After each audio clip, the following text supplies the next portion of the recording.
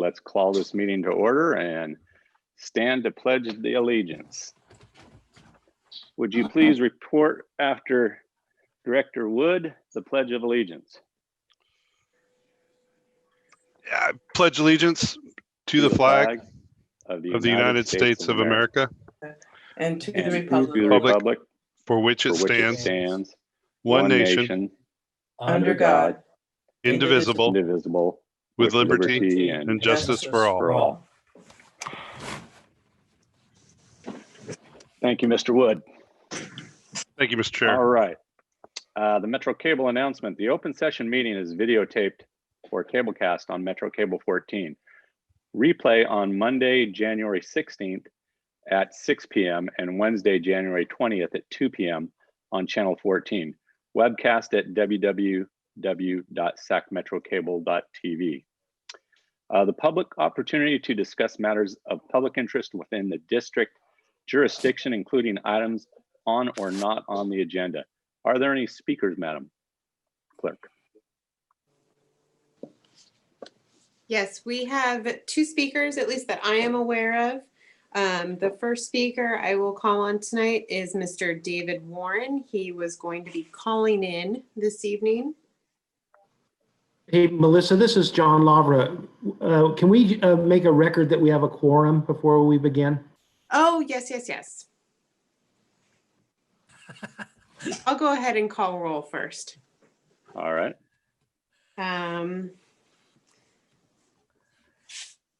We have Director Kelly as president this evening and Director Sailors.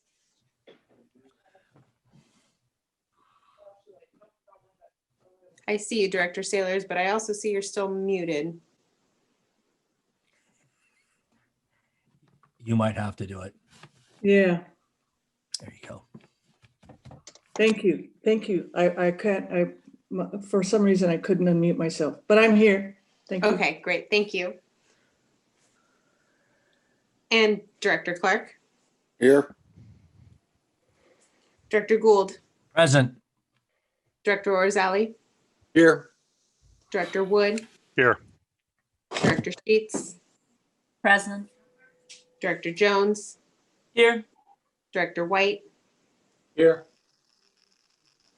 All right, thank you, John. That does account for all directors. We have a quorum this evening. And Mr. Warren, have you joined us by phone for your comment?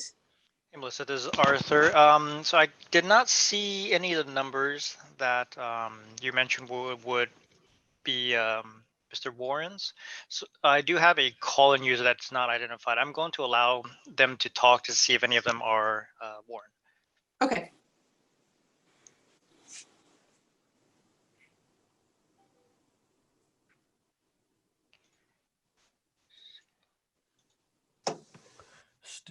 Still muted.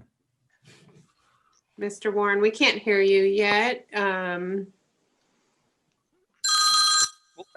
you hear me now? This is David Warren. Yes, there you are.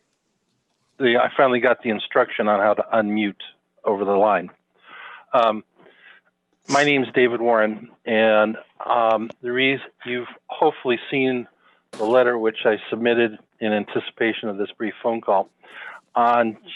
Subsequent to my letter, I was able to obtain the January 4th memo from the Los Angeles County Emergency Medical Services Agency concerning EMS transport for patients in traumatic and non-traumatic cardiac arrest, which directed EMS to not transport if the individual could not be resuscitated pursuant to the standard protocols. The Los Angeles Times, Los Angeles Times picked up that email and ran a story suggesting that EMS would triage in the field and determine who should be and who should not be transported for emergency medical care beyond the scope of cardiac arrest. That was subsequently picked up and broadcast by TV News in Los Angeles, and then it was followed by a similar broadcast here in Sacramento area on Channel 3 and one other television station.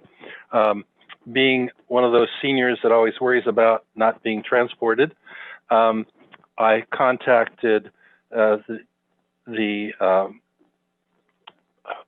Metro Fire, and I had the opportunity to speak with Chief Harms, who informed me of the fact that the broadcasts and comments were in reference to the particular limitation of cardiac arrest.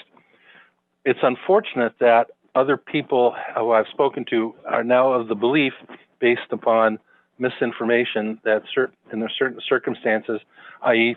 the EDs are overwhelmed, and that they will not be transported based on the EMS determining they cannot be resuscitated or they're too far gone to be transported to the hospital. What I would like to request from Metro Fire is two things. One, that they contact the public media here in Sacramento County and clarify any misunderstanding. Second, that a brief comment be placed on the webpage very prominently when you log on, to make it clear it is not the policy of Metro Fire to not transport a person based upon EMS deciding they may not survive, except as to cardiac protocol. I think it's in the best interest. The reason I suggest this is I received an anecdotal email suggesting that in one instance in Los Angeles County, a person was not going to be transported, and one of the family members produced a weapon to compel transportation. I do not want any of our county employees facing that. So I believe my request is simple. We have public information officers available at Metro Fire, and a short statement in the header of the webpage, at least for a brief period of time, confirming that this is false information, I think would be of the benefit for the public. Thank you very much. Thank you for your comments, Mr. Warren. We will take that under advisement and bring it up at a later date. Thank you.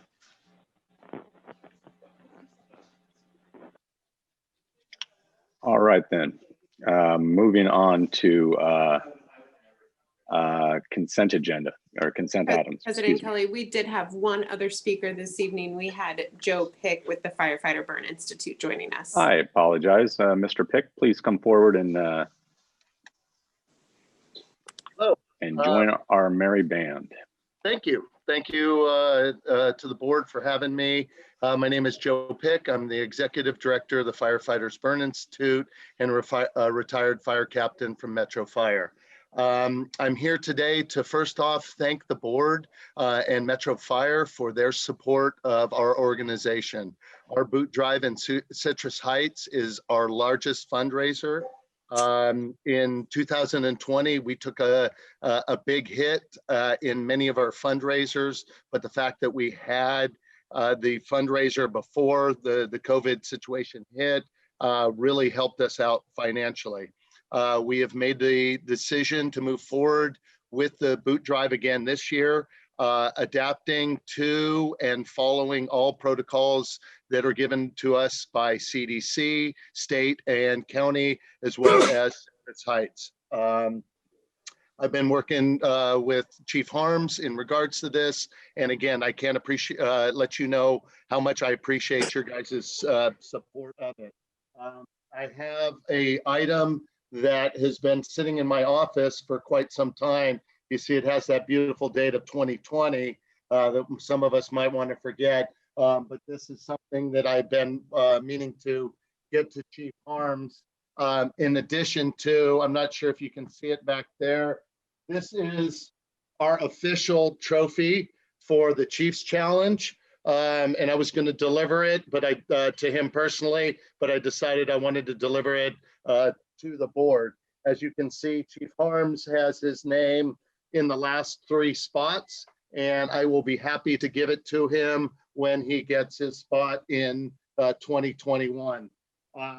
With that in mind, our Chief Challenge a few years back, our chiefs decided that they were going to get creative, as most firefighters do, and figure out a workaround to just get money out on the street and calling in all their big dollar friends that they have and create a fund ahead of time.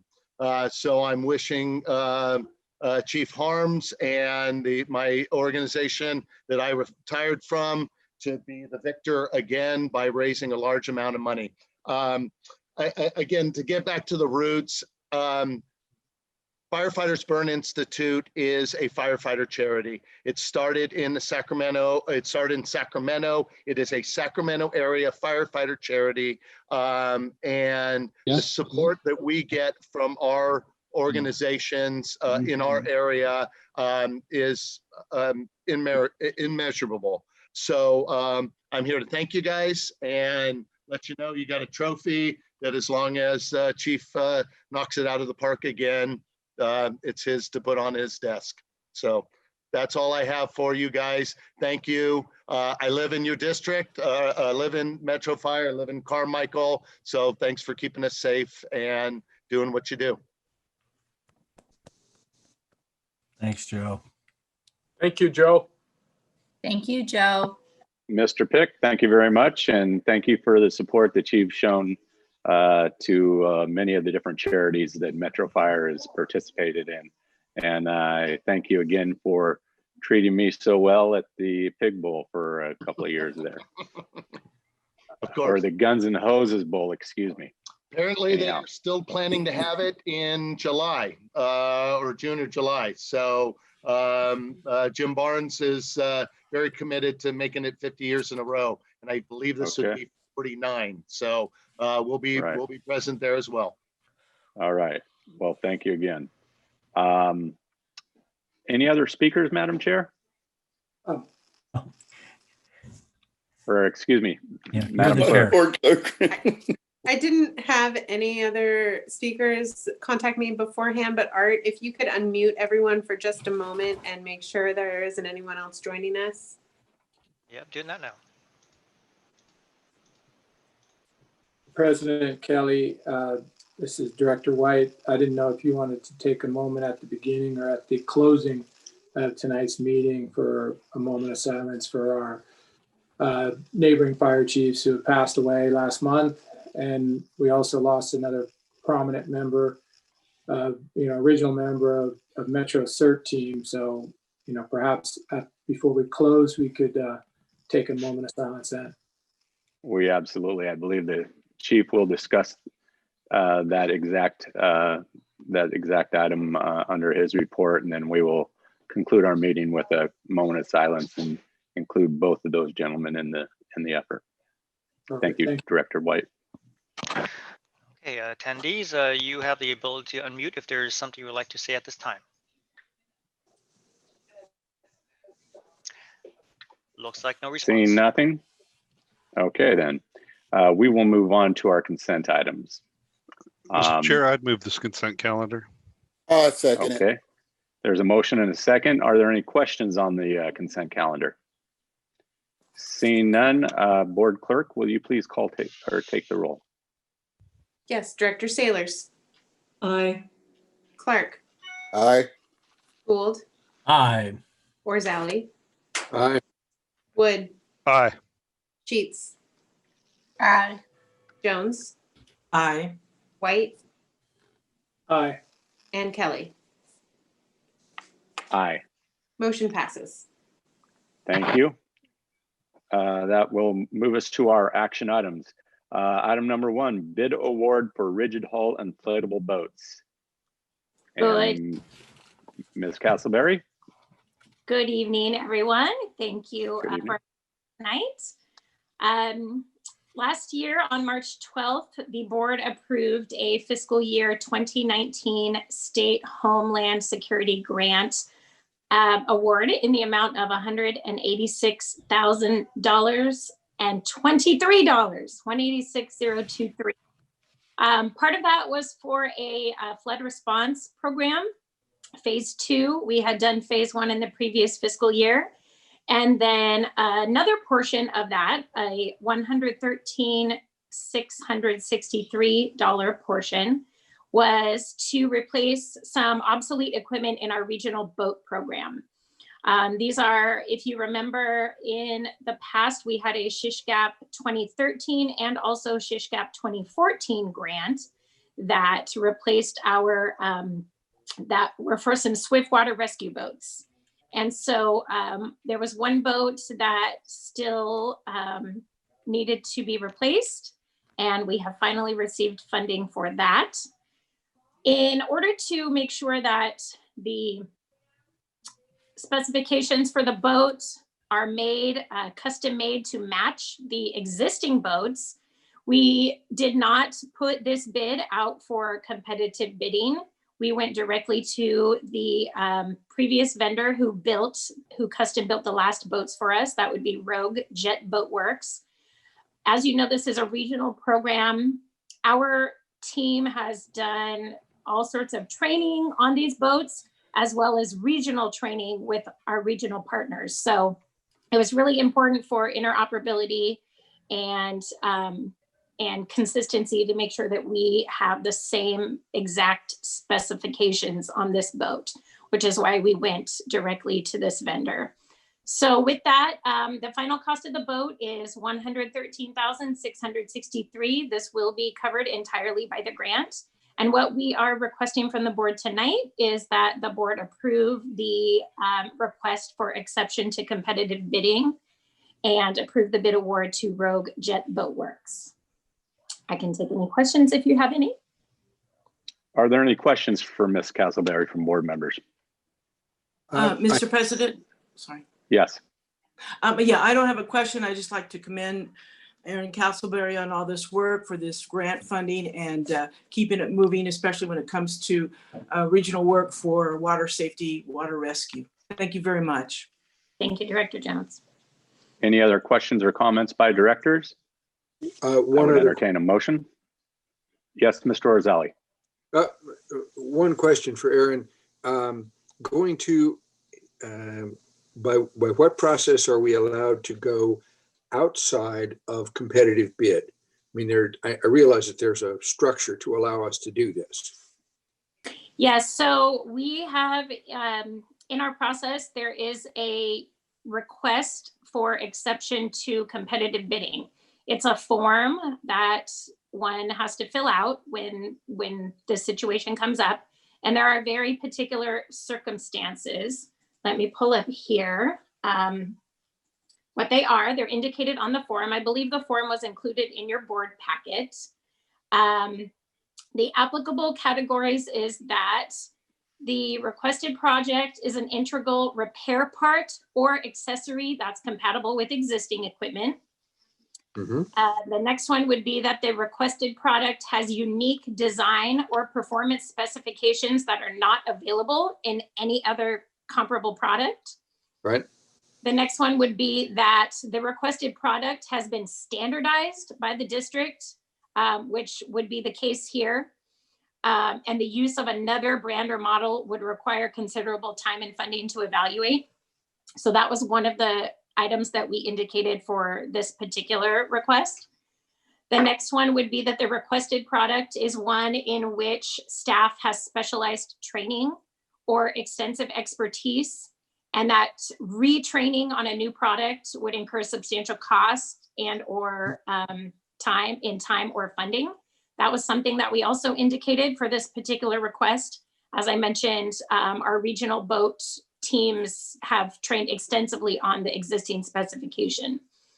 The remaining qualifying categories are that the requested product is used or demonstration equipment is available at a lower than new cost, that repair or maintenance service is only available from a particular manufacturer, that an upgrade to or enhancement of existing software is only available from a particular manufacturer, or that generally speaking, the service proposed by the vendor is unique and therefore competitive bids are not available.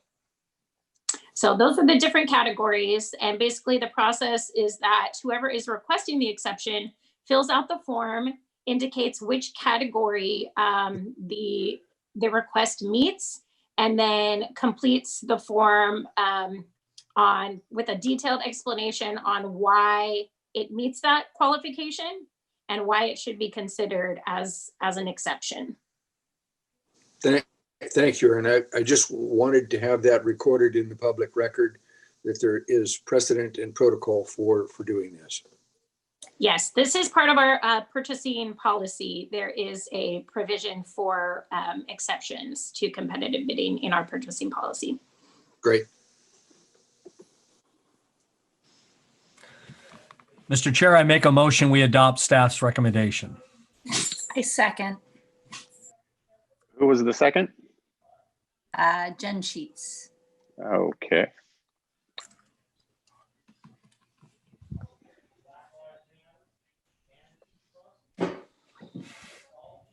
All right, we have a motion and a second. A few questions have been asked. Are everybody happy with the information that's been given?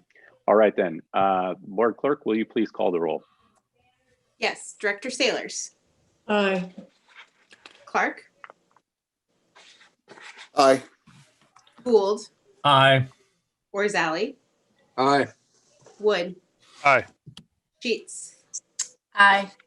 Jones, Aye. White, Aye. and Kelly. Aye. Motion passes. All right, moving on to item 2. And before we begin item 2, Director Gould, you have informed me that you wish to recuse yourself. Yes, Mr. Chair, I'll be recusing myself from this particular conversation due to a conflict of interest in the conversation. I will rejoin the meeting when the board clerk advises me of such. Thank you. Thank you. All right then, item number 2, Deputy Chief Casantini. All right, good evening, Board of Directors, Board President, and Fire Chief Harms. Really quickly, I'd like to pass it over to Chief Harms for some opening remarks, and then I will continue. Thank you. Thank you, Chief Casantini. Tonight, we're going to present an MOU that was done between us and an agreement between Local 522 for funding for our firefighters to attend a paramedic program. It is different than what we have done before. Chief Casantini will go through and talk about some of the challenges that we have had over the past few years as far as recruitments and bringing folks into the agency. Two sides of this. One is that in the early 2000s, and there's been a couple classes of similar programs that Metro has done over the years. Me personally, in my previous career in Phoenix, this was something that a program that we had done there, and we had done it for about 30 years. And what we saw was just a lot of success with the individual paramedics that came out of the program. If you look at our members nowadays, they'll come in, they'll be successful in the fire academy. It gives them an opportunity to be an EMT and work on their skills as being an EMT. And that builds upon now the education portion as they move forward. So I'll turn it over to Chief Casantini to kind of give you the lowdown and kind of the background on this program as we move forward. All right, Chief, thank you. So tonight before you is an agreement between Local 522 and the district that both sides have collaborated on for months together to bring this forward. I'd like to take a few minutes to bring a little bit of background on this issue. So several years ago, our district, like many fire agencies throughout the state, have felt the effects of a significant drop in the pool of qualified paramedics that were applying for firefighter jobs. Now, the reasons can be contributed to many factors, but there's two important things that we've had to deal with. Every paramedic in this state is in the same hiring pool. And when we did have some very good qualified number of paramedics, oftentimes they would withdraw during our process to go to another agency. That's how competitive it is. So several years ago, you might remember that the board passed a resolution to reimburse EMTs that went to the American River College paramedic program. To date, we've only had one submit for reimbursement. We've noticed that the challenge of attending a paramedic school while working shift work appears to be the biggest barrier. So to address this challenge, we've looked outside of the paramedic-only requirement of hiring. And in 2019, in consultation with 522, we hired our first batch of EMTs. So back then, the district attracted over 1,000 applicants for our written test, in which the majority were EMTs, along with about 100 paramedics. So in Academy Class 19-2, we hired 10 EMTs and 16 paramedics. So in an effort to support our firefighter EMTs and maintain our ALS level of service delivery, we present a great opportunity with this paramedic training program through the American River College. We have 3 firefighter EMTs that have applied for this training, and pending your approval tonight of this agreement, they should start their paramedic training next week. The American River paramedic program will be using a classroom model called the flipped classroom. This is a new approach in which direct instruction moves from group learning to individual learning, and the group learning is transformed into a dynamic, interactive learning environment where the educator guides the students and they apply concepts and engage creatively in those concepts. This program will also include about 40 weeks of instruction, including online, lab, and clinical training. During the 40 weeks, the 3 EMTs will also work one 12-hour ambulance shift for the district where they will continue their learning. Following the 40 weeks, they will move on to their paramedic internship in the field. This agreement outlines the district will pay for the cost of the program for the calendar year. The cost of the program is relatively low at about $3,700, but the cost of the backfill the employees who are participating will be approximately $440,000. There will be some significant offset when they start working their 12-hour ambulance shifts when they work that. So tonight, staff recommends that the board approve the paramedic training program agreement between the district and Local 522, and I'm happy to take any questions you might have. Thank you.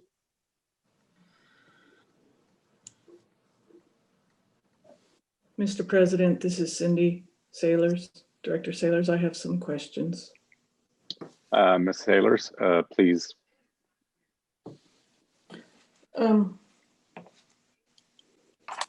Deputy Chief Castantini. What are some of the obstacles when you try to hire paramedics? What are you finding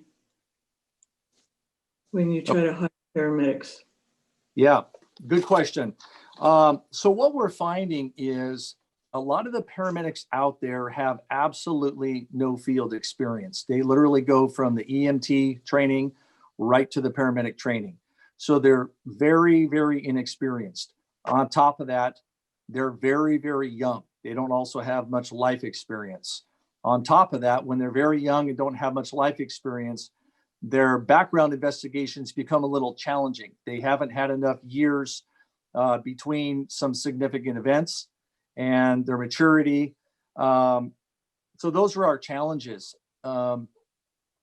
We used to have hundreds and hundreds of paramedics applying when the pool was a lot larger, but also the agencies weren't hiring as many as there are now. So that's really it. The inexperience that we see, that they're so young coming in.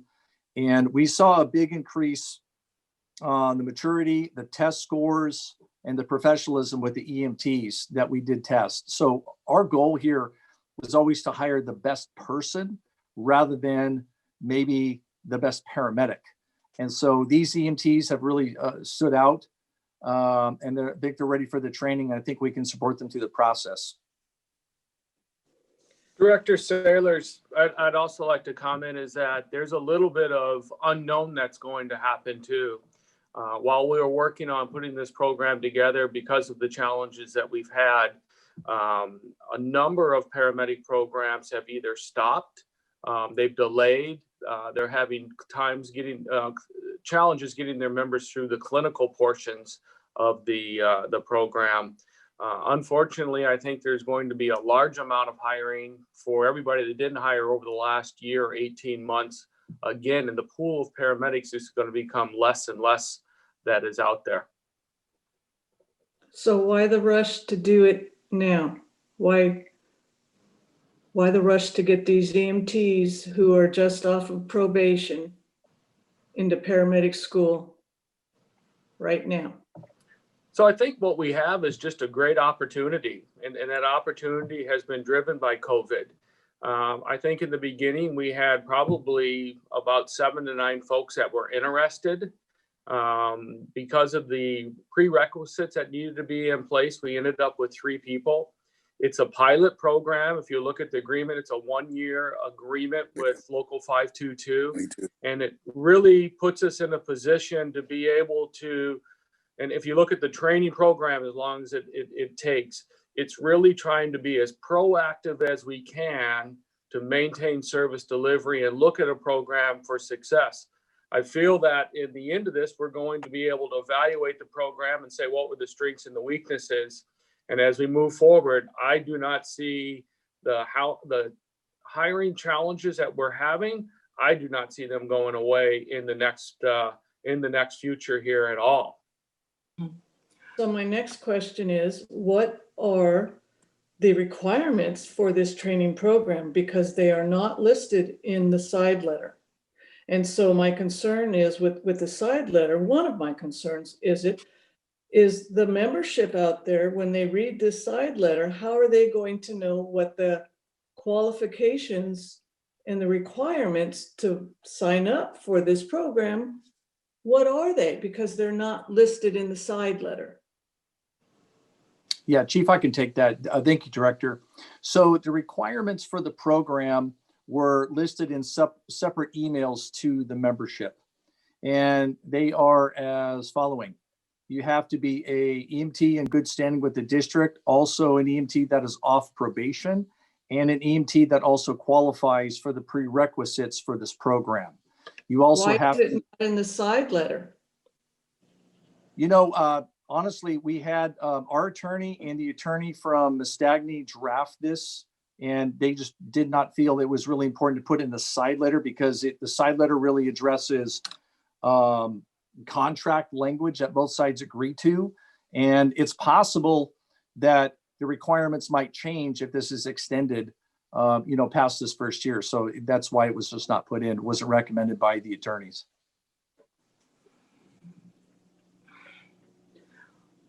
I have a follow-up question for that. And this general idea is good to continue to educate our people and offer them opportunities.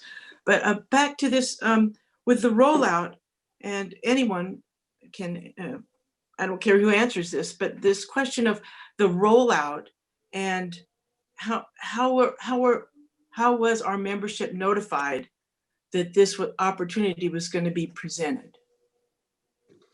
Yeah, so our EMS division contacted every firefighter EMT, and we also sent out several emails looking for interest in this program.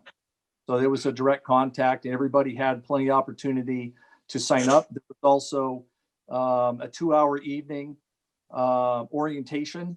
I think we had 6 or 7 people attend that as well, so they could ask their questions and learn about some of the requirements. So we really feel that the information got out to anybody that was interested in this program. Okay, no, that's good. That's good, Chief. Thanks. Oh, well, Director Sal, I don't know if I have a few more questions too. So anyone else has more? Or I'll continue.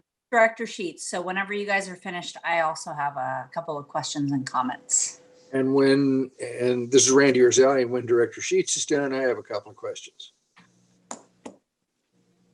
Oh, okay, well, I'm going to go ahead and go on for a couple things.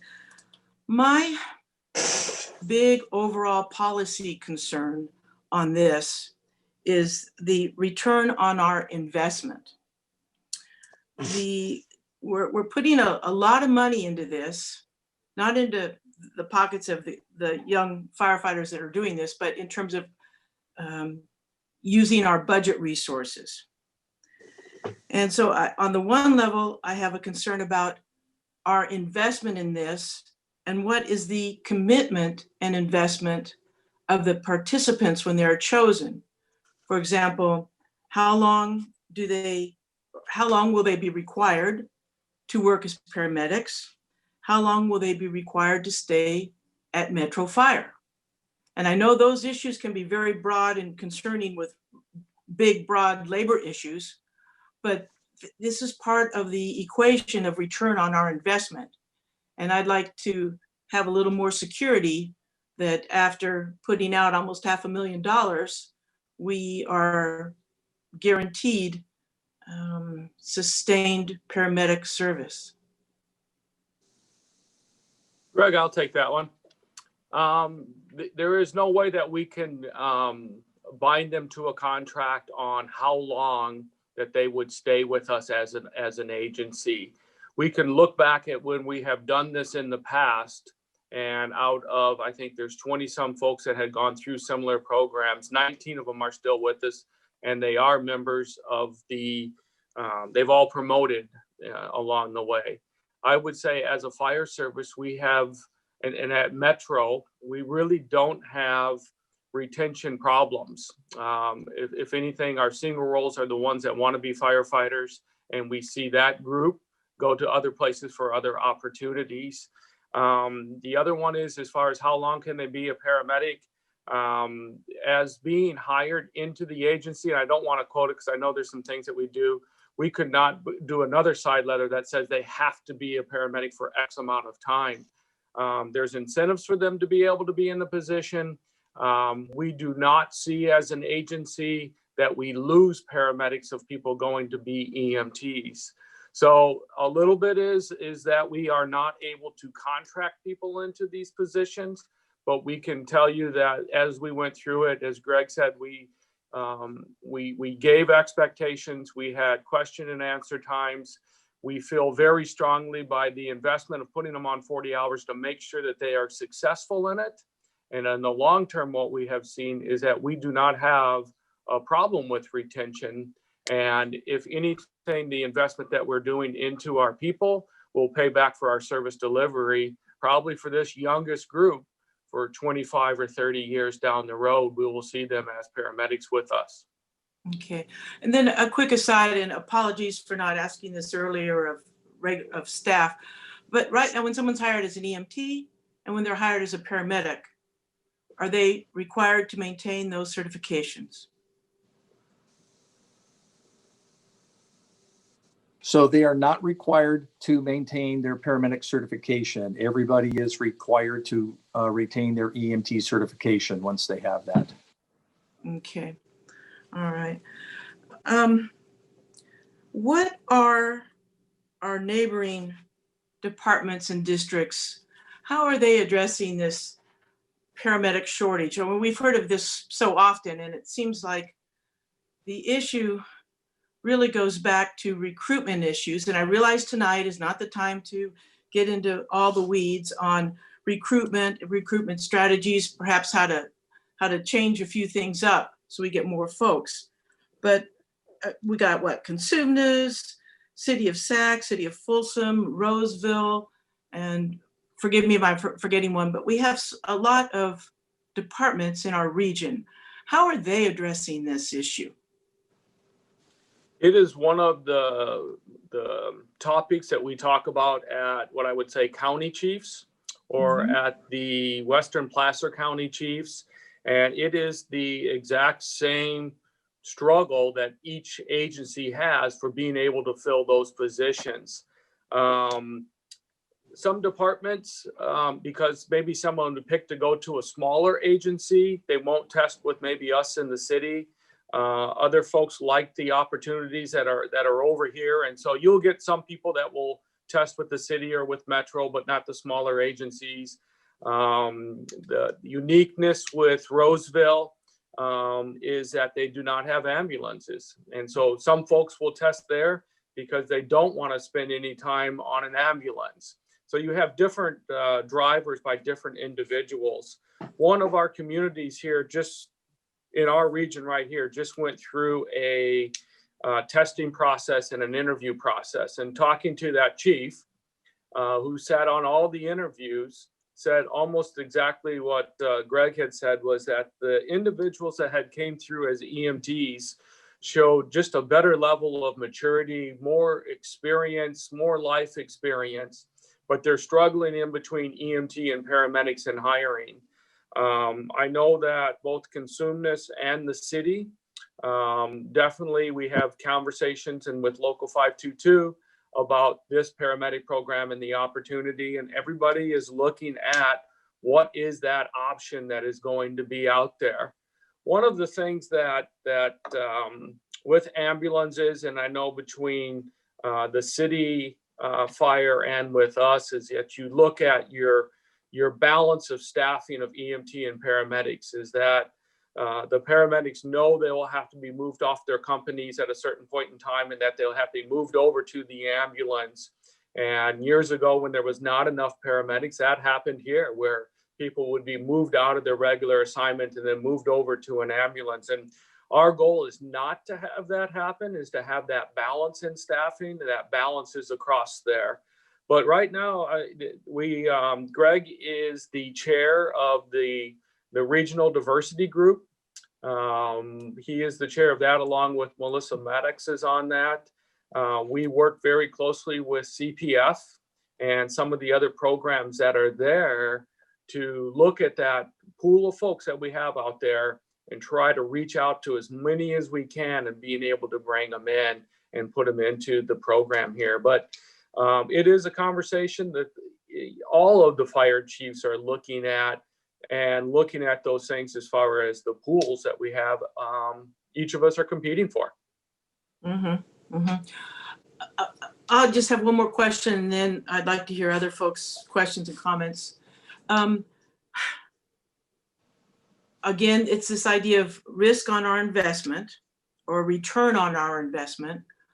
What happens if someone drops out after 6 months? They continue this to be an EMT for us. And the expenditures that the district has done? I mean, this could be 1 month or it could be 11 months, you know. That's part of the risk of the program, and trying to make sure that we pick the right people, that they do the prerequisites, and that they know what they're getting into as they move forward. And it is one of the risks of the program, of not only, you know, the failure portion of it, but they have some type of a life event happen to them, and that they're not able to continue on with the program. And we'll work our way through that. You know, our goal is that we will have a mentor that will be assigned to them. We will do what we would normally do to make people successful, and work with them during those periods of time. But if somebody fails, the people that are going in there are all good firefighters, they're all good EMTs. We will not terminate them or lose them as a good employee because of, unfortunately, they did not able to complete the paramedic program. Well, thank you, Mr. Chair. I'll hold for now. Thank you. Director Sheets, you had questions. Yeah, I thank you for your time. I really would like to echo Chief Harm's sentiments. I think that this program will pay in dividends. I think that if you look at our previous positions where we have invested in EMTs or even paramedics, and they have promoted within the department, I think that the return on investment, yes, while there is an upfront cost, people are not only taking ownership, but are proud to work for this department, because not only did they go through a paramedic program and complete their training, they're proud to work for this organization. And I think that, you know, when we talk about our number one service delivery is, or our number one priority is service delivery, we want the best paramedics that are out there. And what a great opportunity it is to support the people that are working for the department and are now promoted to being a paramedic. I think that people take ownership. They are proud to work for the organization that have helped them get to their goal of being a paramedic. I think that if you look at how many people have gone through a paramedic program within Metro Fire and now have promoted, I think that it is a great opportunity. My background is healthcare, and I think that when we invest in our employees and we put the time and the effort into making them successful and being a contributing part of our organization, I think that basically our organization stays the best. And I absolutely wholeheartedly put every heart into this program. So thank you for your time, and that's all I have. Thank you, Director Sheets. Director Orzali. Thank you, Mr. President. I have only two things. I like the model. I think if you look at how can you best get the folks that we want, this model, taking people that are already known entities and supporting them in being trained, has a very high probability of being successful. It also comes with a significant cost. And my concern is that at the end of this, and I've expressed this to the chief as well as to 522, my concern is that we have a real evaluation at the end of this pilot program to talk about what we spend, what we get. And to also look at how could we get the result we're looking for less money. This is not a small amount of money. And there might be things that we could do that would get us the same result for a lower cost. Beyond that, I'm on board. Thank you, Director Orzali. If I can just, I respectfully disagree. If you want the best people working for our organizations, there's a cost. All right. So there's an upfront cost. And I truly believe that investing in our members and promoting within is going to pay in dividends. Well, and perhaps I didn't express myself correctly. I have no doubt that will get us the best product we can, but it's an additional minimum $100,000 an employee. And if that fits in the budget, then fine. But there's no harm in our looking at other ways to get the same result for less cost. Maybe they don't exist. I don't know. But I think we owe it to the community to explore it. Thank you for your comments. Any other? Yes, Mr. Director President. Jones. This is Director Sailors, if I may. Oh. I'll wait. It's okay. There are other ways to invest in our people and to bring people on board. There are internship programs. I'm just going to ask staff, have you guys ever investigated an internship program? I had a discussion with the California State Department that runs internships, and I tried to put together kind of an exploratory program about 14 months ago with the state. And to be honest, they weren't interested. They had never tried it in the state of California. I met with them twice. And to be honest, they never called me back.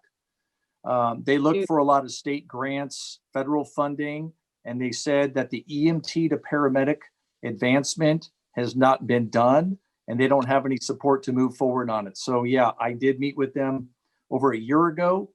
And that's really all we found on that side so far. So we did try. You have never talked to any regional departments that had an internship program or talked to them? I have not run into any departments that were able to take an EMT and get them through a program or any type of funding through the paramedic training because of the initial cost. No. You might reach out to some other departments regionally, and they actually brought interns in and trained them through. They were not firefighters. They hired them as interns and put them through the paramedic program. Mhm. And once they were through the paramedic program, they hired them as firefighter paramedics. It has been done in this region. They did it for more than 10 years, between 1995 and the year 2005. Yes. Okay. Something certainly we can look at. And it All didn't right. $440,000 up front just for 3 people. So there are programs out there that hire people and bring them through the paramedic program and then hire them as firefighters. So this $440,000 up front to pay them to be off of work so they can go to school, I have a serious problem with. So that they can get a paramedic license so that we can then pay them an incentive. I feel that this is double dipping. I don't think the taxpayers are going to appreciate that. And I understand wanting to invest in our members. I truly do, and I understand that. But this amount of money, there are so many other ways that we can spend it in a much better way for the district. Please reconsider other ways.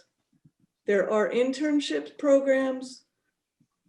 There are, Sac State has a paramedic program. Right now it's stalled because of COVID. There is more than just one way to accomplish this. Please reach out. Will do. Thank you, Director. And Director Jones, you have your hand up. Thank you. Thank you, Ms. President. I see validity in most of the points that my fellow directors are making. And this is a tough one. For example, this concern about recruitment and not being able to get folks. Then other programs that have been tried both at Metro and other entities. And I would really like to have, not tonight, I don't expect it tonight, but to have an in-depth report about the successes and failures of these programs. And that would include the budget for them, whether it's an internship or the single roles, this idea of what produces good employees, good paramedics for Metro Fire. That's a big concern too. And I agree very much with Director Rosali's comments about a very large upfront cost. And if and when we approve this, we need to be extremely diligent on figuring out what our return on investment is or will be. So as a quick aside, for example, what is our recruitment budget? Our recruitment budget is $50,000 a year. Wow. There you go. Yeah. So it was 25,000, and 2 years ago we doubled it to 50,000. And I will tell you, speaking with our top recruiter, he's a firefighter. COVID has absolutely destroyed our ability to recruit this year. We have reached out to every paramedic school in California. So many events have been canceled this year. They're talking about career expos, our coordination with FCTC, a lot of it's online.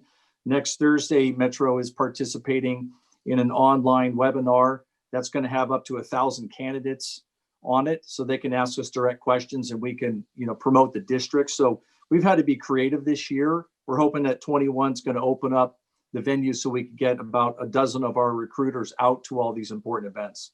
Okay. Well, geez, Chief, we got 450,000 versus 50,000, and that's just a recent increase. I don't like that disparity. What can we do about that? Can I ask a question? So Please Sure. go ahead, Director Sheets. My question is how much are we paying in overtime to backfill? So if we're talking about like the upfront cost, which I completely understand is high, but we're backfilling. Correct. Yeah, right. That's the money that is on there is the complete cost of everything, backfilling every single shift that they are out there. It does not take in cost in the 12 hours per week that we will get per individual to back into that. As far as the recruitment side of it, I don't have the numbers of exactly what we spent on overtime. But the things that we see is with having an individual as the lead, and then what happens is that we will send a company, and a lot of times it's that on-duty company, and there's no cost to the district that goes and is involved with different programs for us. We have a number of individuals that really on their own mentor people through the firehouse, whether it be somebody that is going through a paramedic program and they're doing their internship with us.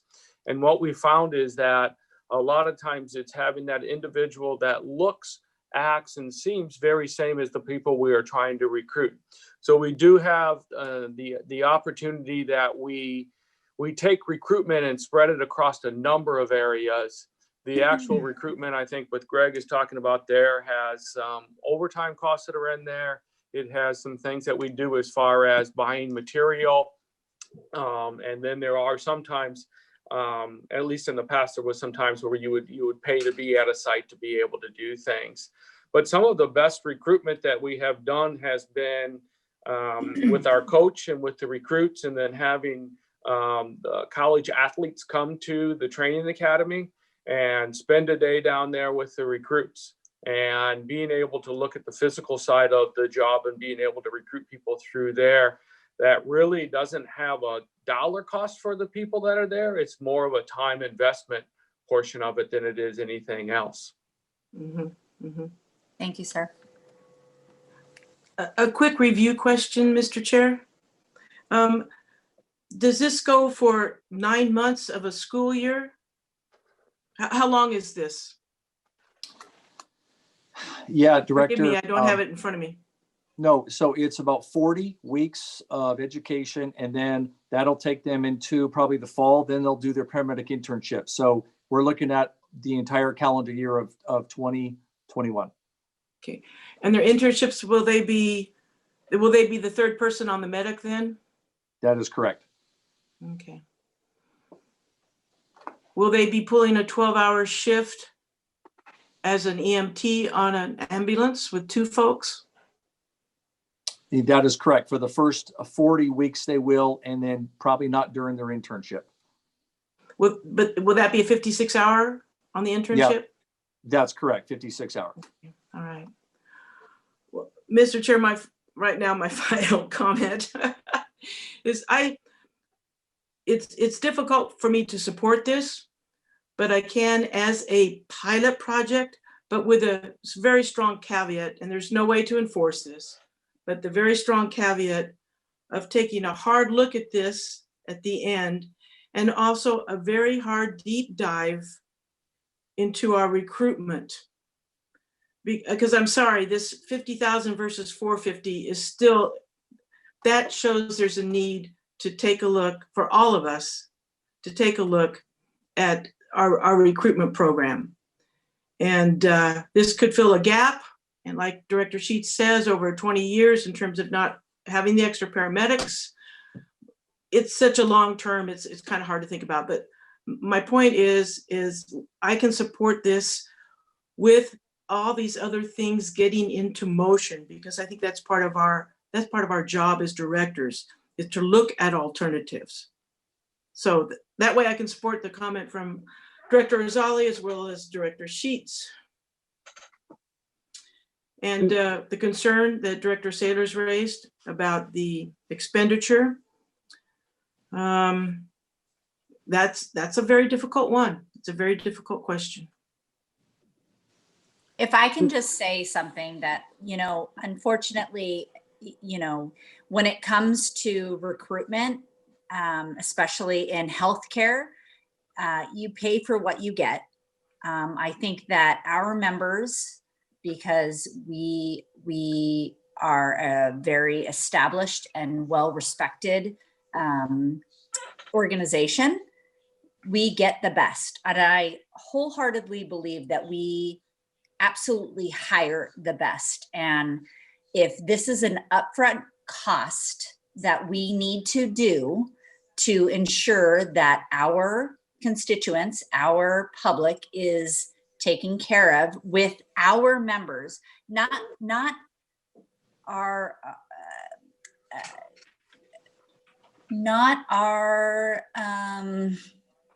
gosh, I'm sorry. I'm at a loss of words right now because I'm very passionate about this. But I think that if we invest in our members, like we have done in the past, and we upfront, and yes, it is a lot of money, and I completely see that. But if we invest in our members and their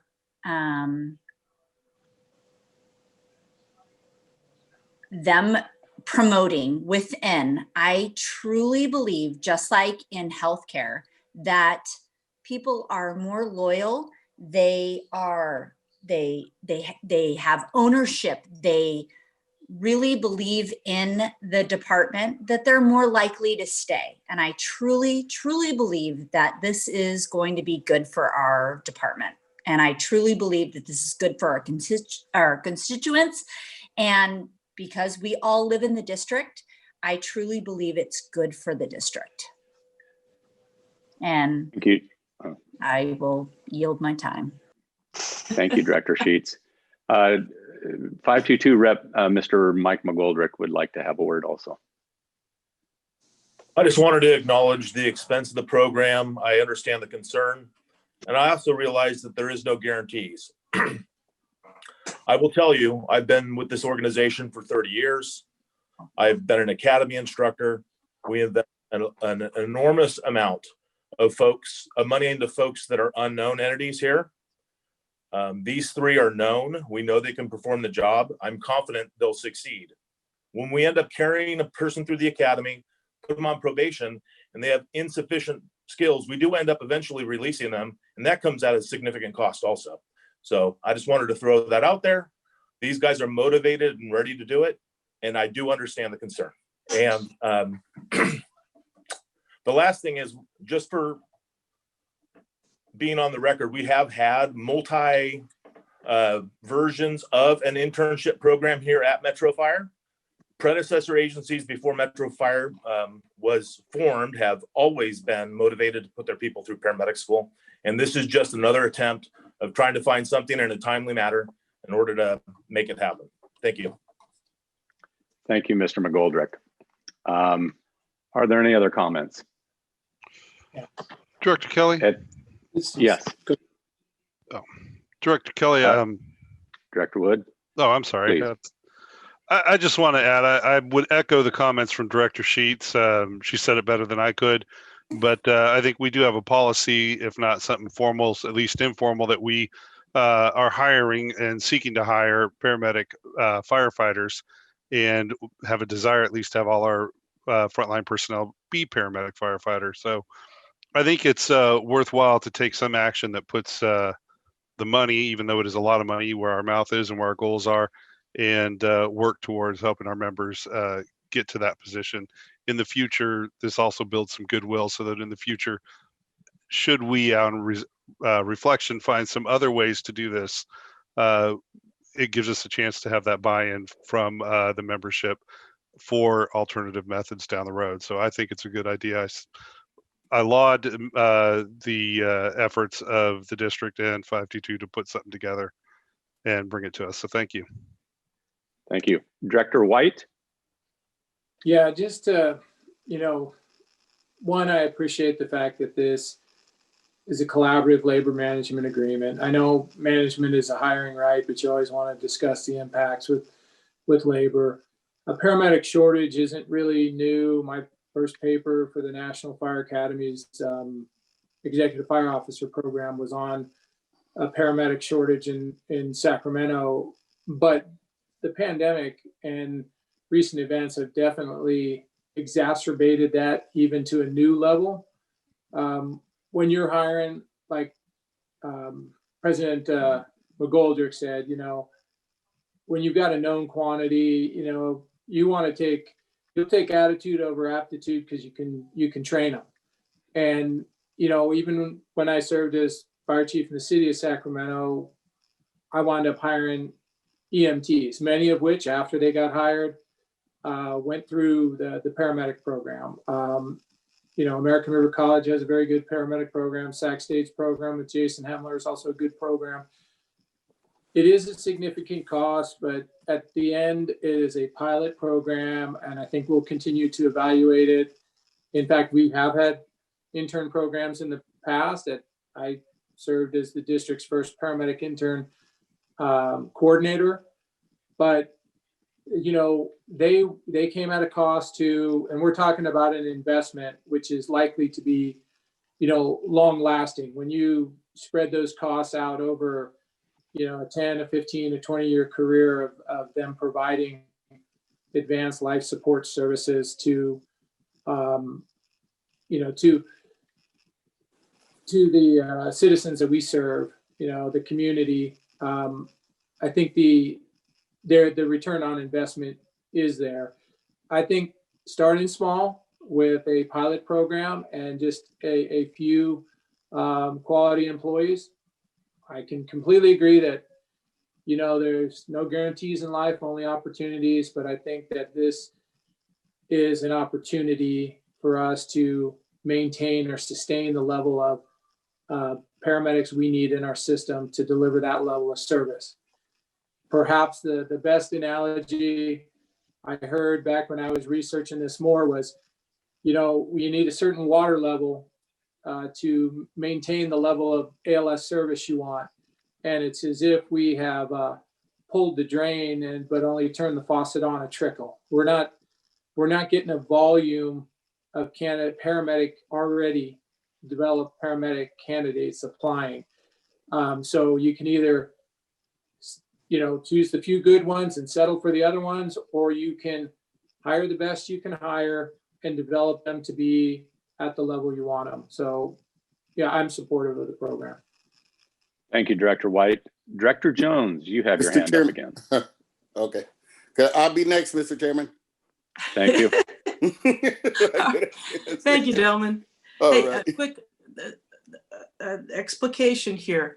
I want to make sure this is a pilot program, and that means that this does not create a precedent for any future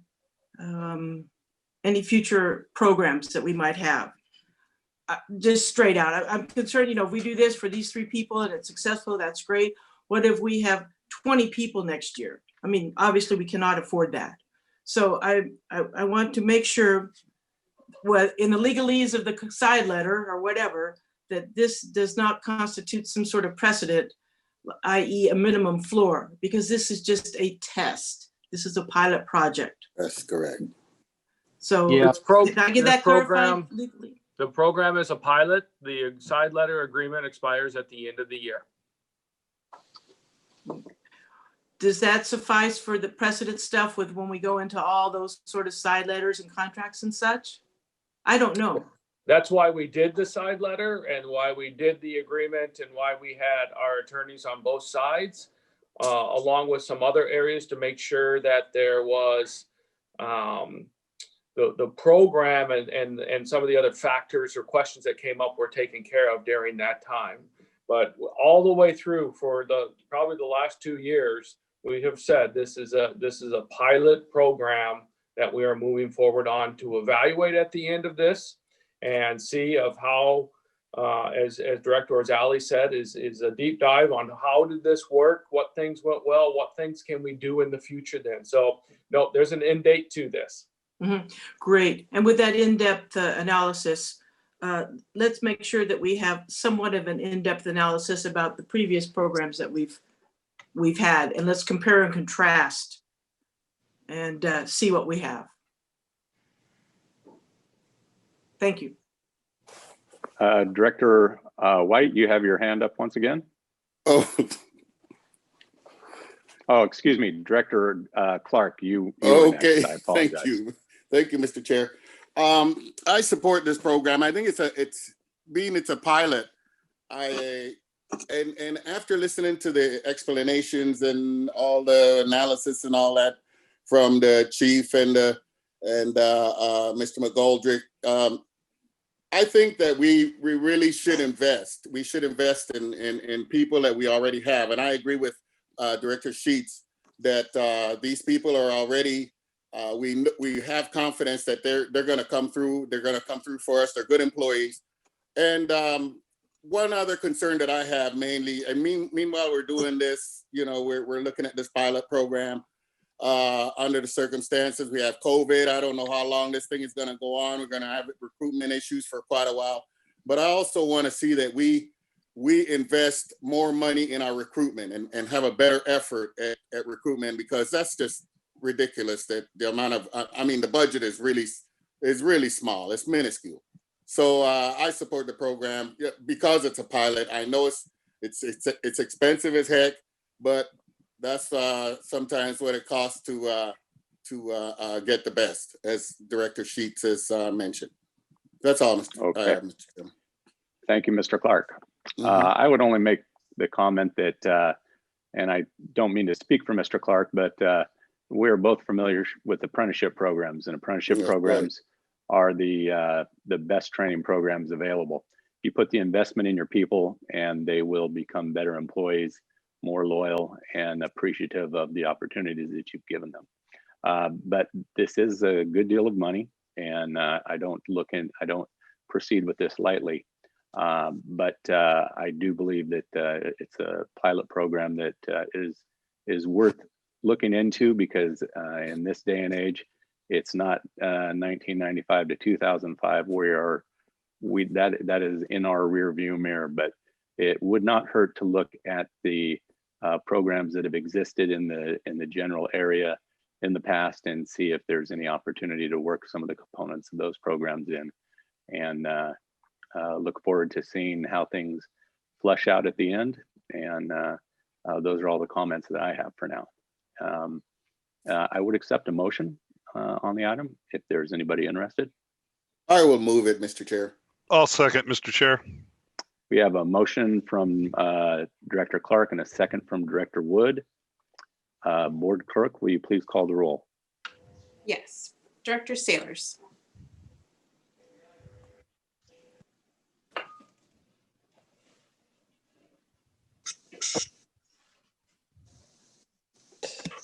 Trying to unmute myself. Oh, there I am. No. Director Clark. Aye. Director Gould has recused himself. Director Orzali. Aye. Wood. Aye. Sheets. Enthusiastically, yes. Jones. Aye. White. Aye. And Kelly. Aye. Motion passes. Okay, moving on to action, or would you please let Director Gould know he can return? Yes. And I will go really slowly so he can have time to join us. The next item number 3, is a memorandum of understanding for the endowment. Director Orzali, this is yours. Thank you, Mr. President. I'm really pleased to bring this to us this evening. And before I start, I want to take a moment to express my appreciation to Chief Harms for his support in this. It's an important initiative, I think, for Metro in the future. And I also want to express my appreciation to John Lavra for his support in drafting this MOU agreement. Fundamentally, it is this. Through the Sacramento Public Safety Foundation, an opportunity came to us to establish an endowment where at some unknown future date, a sizable amount of money will come from the estate of the individual who is establishing the endowment to the foundation, and that money is definitively earmarked for the support of education of children of firefighters who were either killed in the line of duty or so badly injured that they were required to retire. Now, as I say, it is my hope that this doesn't come about for a long time, but at some point it will. And when that does occur, those qualified individuals will be eligible for what I expect might be something in the range of $10,000 to $30,000 a year in this endowment for the education of firefighters' children. So I encourage the board to support this initiative. I also want you to know that it is my intent to take this endowment concept to the next logical step and make this available to retirees, active membership, and the public to include Metro Fire in their will and trust planning for long-term endowment. So with that, I'll take any questions. Are there any questions on the motion? Any comments? Excuse me, Mr. President. Yes, Director Rosali, this sounds Yes. great. Now, will we need to do further action to expand this conveyance for trust to donate? As I understand it, and as in all things, I will go back to John Lavra. But I believe that the existing MOU will serve the same purpose for future endowments. And so, as an example, I am making the same arrangement to include Metro Fire in my own trust. And I will use this MOU as the baseline for that. So that's what I think. Thank you. Hey, Director Jones, if to your point, this MOU as currently drafted is for children of Metro Fire employees who have been killed or injured to the point where they can no longer work. The concept and the wording would have to be expanded if you're going to include additional beneficiaries under this. But the key is that Metro Fire is not the entity that will be responsible for administering the funds or determining who's going to be eligible for the funds and things like that. So if it was to expand, you could use this document as one that would expand it to different categories of beneficiaries. The endowment would stay with the Public Safety Foundation and the third-party organization that they are going to be retaining in order to administer the endowment. Thank you, John. That's exactly what I was trying to say. Are there any other questions?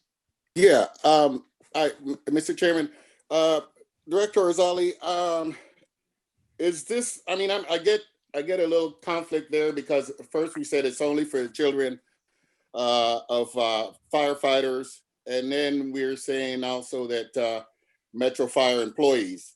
That could include anybody else outside of the firefighters. So well, to be clear on that. To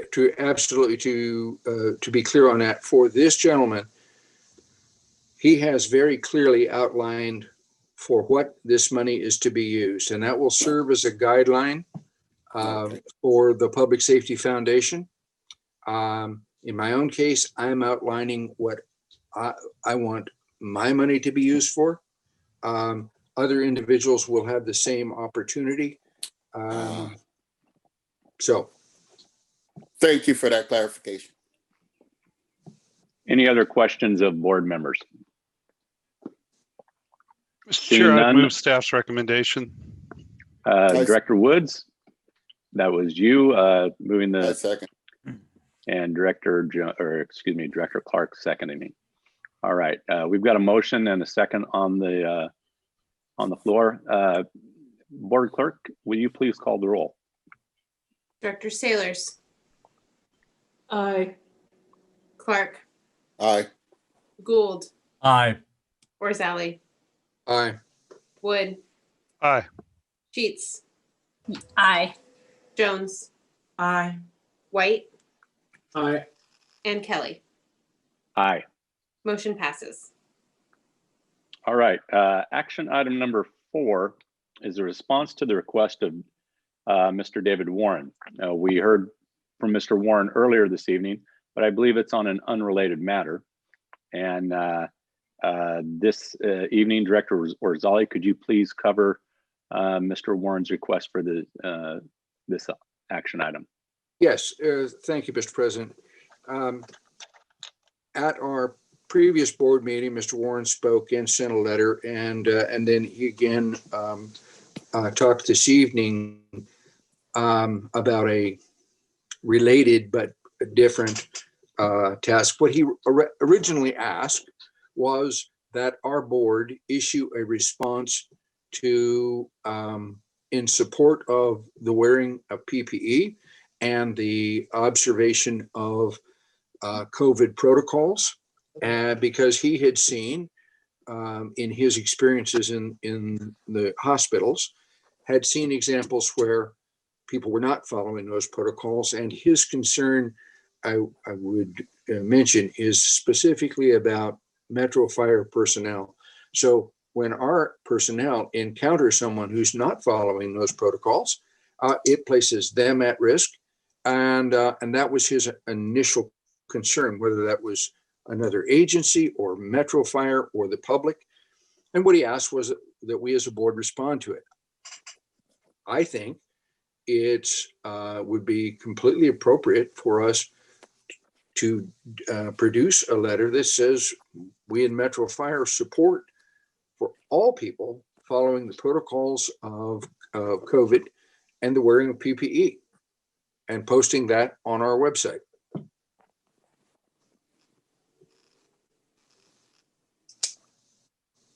All right, thank you, Mr. Orzali, or Director Orzali. Are there any questions from anyone else regarding the item? Seeing none. It's Director White. I'm just, I believe in the past, haven't we, posted a very similar message, maybe near the beginning of the pandemic, or encouraging, the public to wear masks, social distance. Has that been done on our social media prior?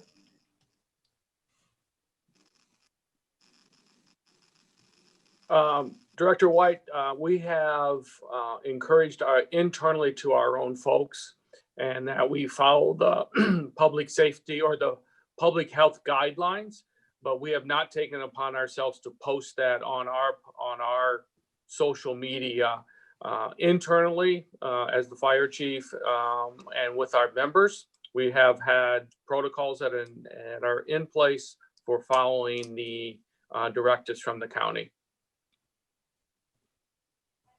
Okay, thank you. Any other questions?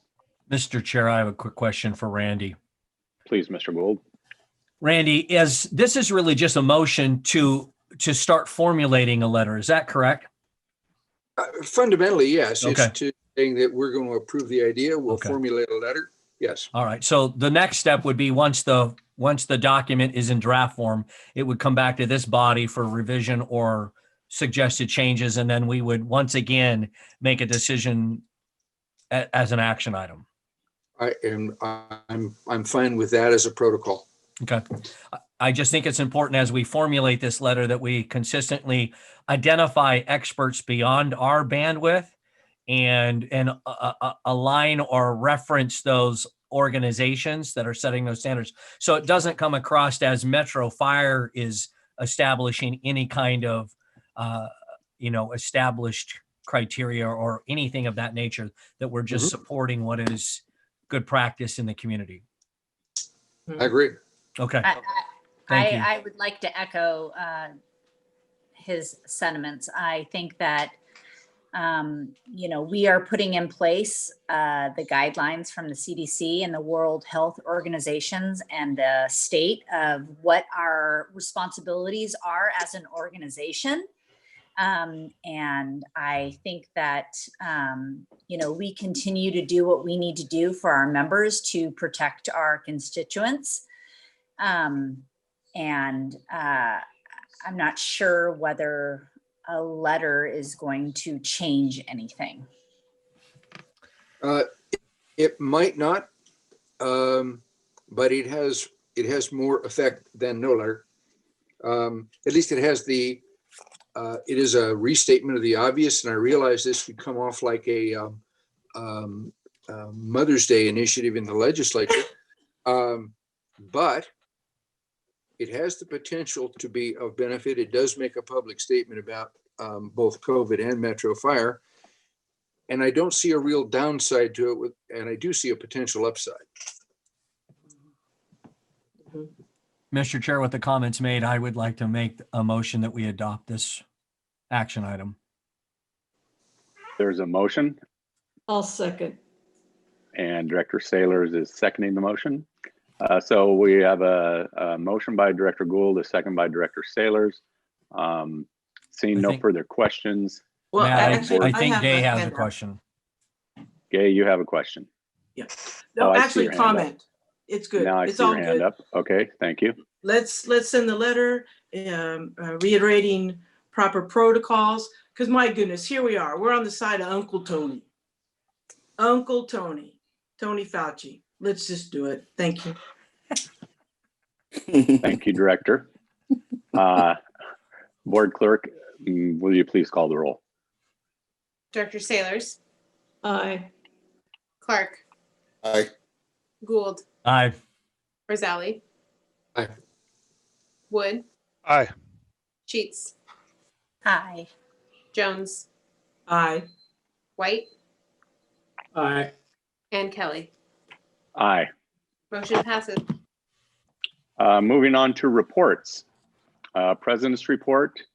The executive committee met today and we went over committee assignments. If you were on a committee previously, chances are you're on that committee again. I'm sure that the fine points will be distributed in the minutes for the meeting when they are disseminated. Moving on to, or I don't believe there's anything else to report under my report. Moving on to the fire chief's report and the operations report. Thank you, President, members of the board. I would like to request tonight at the close of the meeting, we have a moment of silence. We've had 2 deaths recently in our region. The first one was a CERT member. His name was Don Olson. Don passed away suddenly on Monday. He had been one of the first CERT members that we've had. He was very, very active in the group and was always one of those people to be able to call on, and was out there and always represented ourselves very, very well.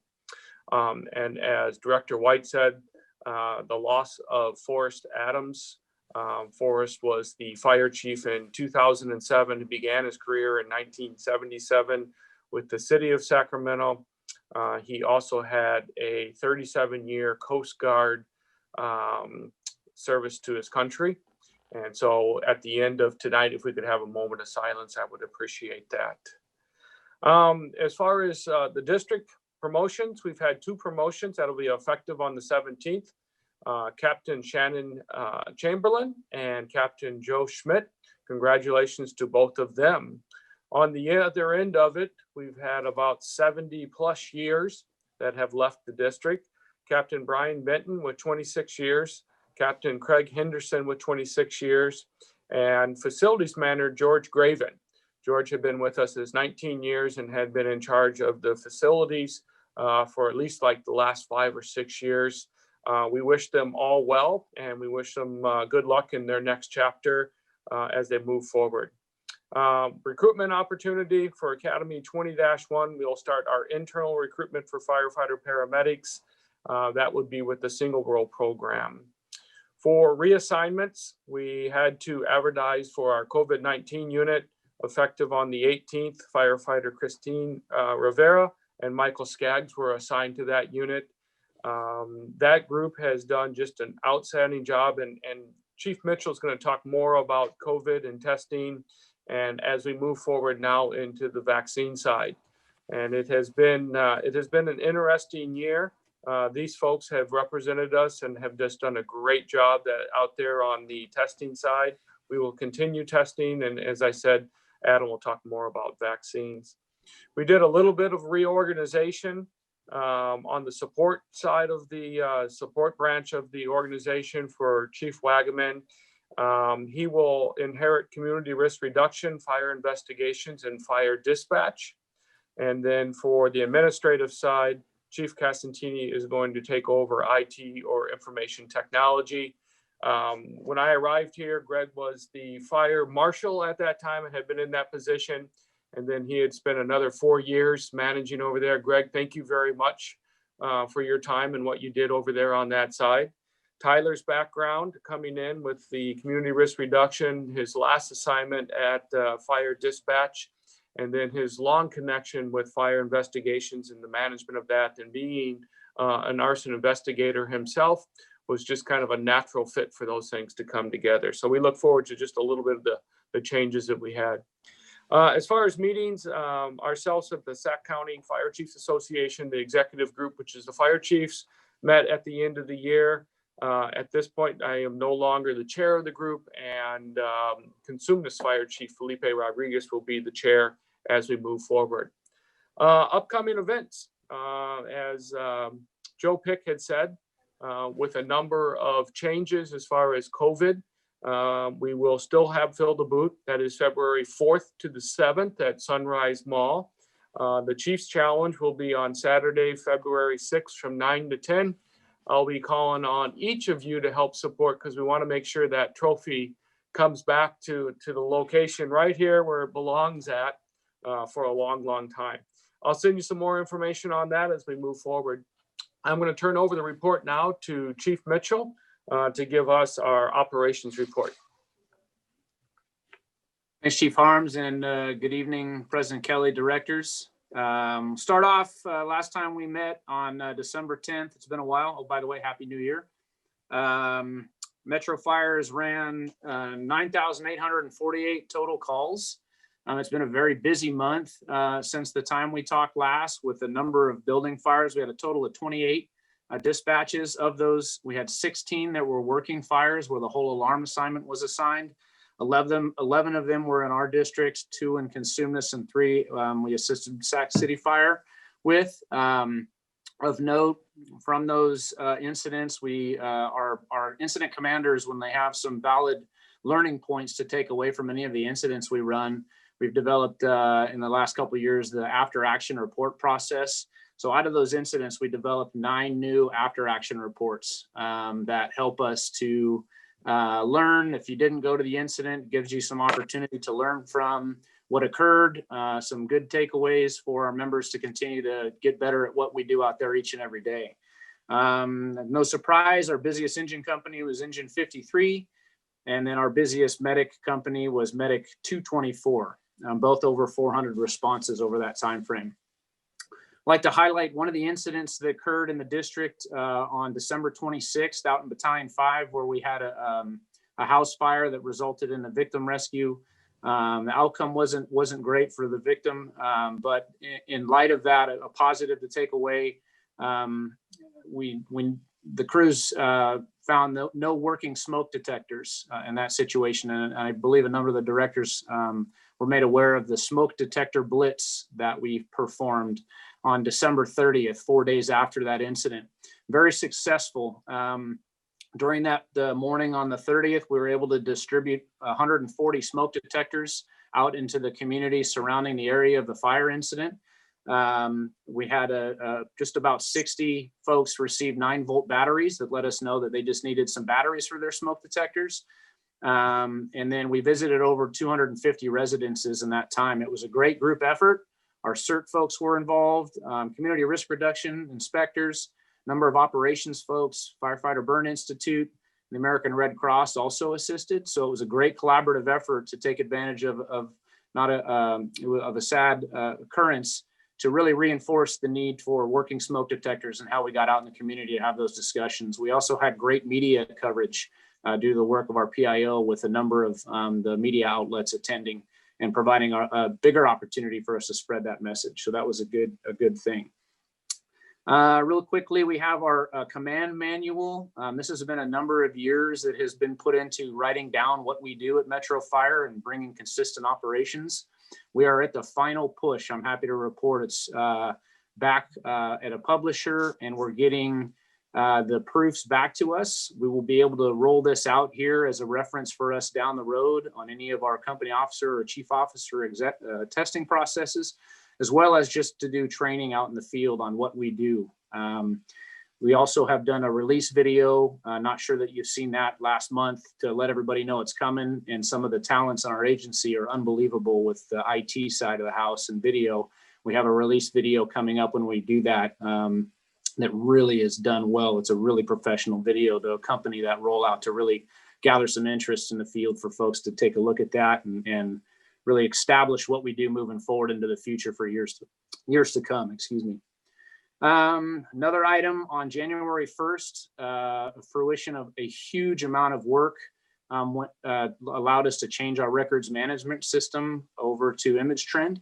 It was a big move that took a lot of time, effort, and energy of a number of individuals. I know Chief Law and EMS and a number of other folks were able to get us over to that. Now all of our records managements fall under one program, as far as our PCRs, our incident reporting, fire investigations, our community health care.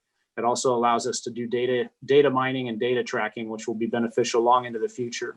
In addition, we've had we moved over to another program for our training records and things like that. So that was a big push and a lot of effort that went into that. So thank you to those members involved in that.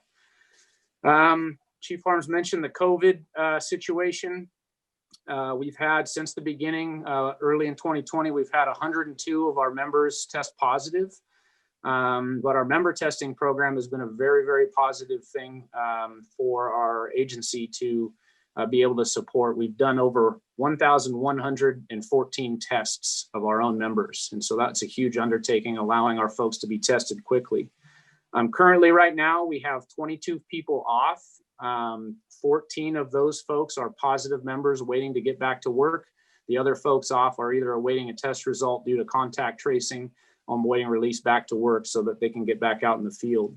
I think of note on the COVID front, during the last 2 months since November 1st, we have seen quite a fluctuation in our staffing. At one point, when we were at our highest, we had 93 members that were off duty due to positive or contact tracing.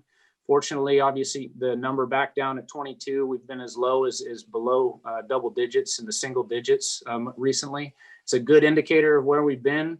But as a result of that number of folks being off, I just wanted to give you a quick update on what our staffing has looked like during that time and some snapshots into that. As far as brownouts go, since November 1st, we've had 69 different times where we've had an unfilled position on one of our engines, trucks, or ambulances on 24 different days. So there were some days where we had multiple unfilled positions. The good news from that, though, due to our commitment of our members that are out there, a vast majority of those 69 times resulted in only partial shift closures or brownouts. So just an unbelievable effort by our line folks. It's been a long year, but they sure stepped up to the plate. I'm happy to report, out of those 24 days, only 2 of those days we actually closed the company for the full shift. One happened on December 5th. The other one was on January 8th. And so there's an example of the dedication of the members of the district out there to keep providing the service delivery that we all are wanting to do out for the community members. And then for our SRP units, over that same time period, we had 13 days where we had unfilled vacancies. And then 8 of those days, unfortunately, we had to close one of the SRP units. So some significant impacts, but we're looking good right now. And the members have done a great job in weathering the storm, if you will. The vaccination front, there has been a lot of time, effort, and energy putting a plan together to allow our members, as many members as we can, as quickly as possible, getting vaccines. We worked closely with county health, our LEMSA, our local other fire agencies to get Cal Expo up and running on January 7th to get vaccines started. It's been a very successful process. We're happy to report that a number of folks have gone through that. In addition, we're coming up here on Friday. We're going to open up our own point of distribution, which took a lot of effort, again, with the organizations, our medical director, to get that set up, training division, or our training to expand the scope of practice for our own paramedics to administer it. So on Friday, we'll add an opportunity for our folks to get vaccinated, which is great news. Obviously, the quicker we can do that, the quicker we can turn the corner and start talking of something other than COVID, fingers crossed. I don't want to neglect to recognize the fact that most of the planning that went into that was done by our emergency operations team. Chief House, the training folks, health and safety folks, working closely with CRRD and EMS, really put in some effort there, and the high caliber folks that are over there got us stood up in less than a week, which is phenomenal. So meeting all the federal regulations and stuff has really been difficult, but they've done a great job. A couple other items, a positive one, we recently received through the UASI grant process, personal thermal imaging cameras for every riding seat in the district. That is a huge, huge positive for us. That puts a ability for each one of our firefighters, all 128 positions out in the field, puts a thermal imager in their hand. And I think most of us, if not all of us, are familiar with how those work. It allows us to go in and effectively and efficiently provide search capabilities, and having one in every firefighter's hand is a great thing. Throughout the region, I'm happy to report it's a regional grant. So all 4 fire agencies, our partners at Casumas, Folsom, and Sacramento City Fire, all received that through the UASI grant. Our training division and health or training safety and truck committee are working on the training plan to get those out in the field right now. And so if you think about it in terms of before, where we might have had 6 thermal imaging cameras on the scene, we're now going to have 28 on a residential structure fire. So that's a really, really good thing. And then last, I will say tomorrow we're going to activate, as a request from our partners at Sacramento Police Department, our Sacramento Regional Incident Management Team to assist in planning and facilitating support for any protests that are planned in the region coming up over the next week. That's a conglomeration of all the fire agencies, our partners at Sacramento Sheriff, CAL FIRE Amador El Dorado Unit, and Sacramento Police Department has recently come on board as an IMT participant. So we'll have 32 of our members going over and helping them out throughout the next week as we go through the potential protest situation. So I know that was a lot. It's been a while since we spoke. I'll be happy to take any questions. If not, that's the end of my report. Thank you. Thank you for your report, Chief Mitchell. Director Jones, you had your hand up to discuss something that was in Chief Harm's report. Yes, thank you. First, Chief Mitchell, thanks. That was a great report. Very, very good news on a lot of fronts. Thanks. It's more that it's a sad thing, but I think there are a couple more names that we might need to add on our moment of silence at the end of our meeting. Forgive me if there was an oversight earlier, but we also had City Fire Chief Ray Charles pass away over the holidays. And we recently had Sac City Fire Captain Carl Granger pass away as well. And many folks probably know Carl through a lot of his days and weeks and hours of work at the summer camp, firefighters camp for burn survivor kids. So he invested a lot of time, energy, and goodwill on that front. So unfortunately, I would like to add 2 additional names to that remembrance. Thank you. Thank you. Director Jones, just to be sure, Mr. Granger was a captain? Yes. Fire Captain. Thank you. You're welcome. All right then. Any other questions or comments on the fire chief's report?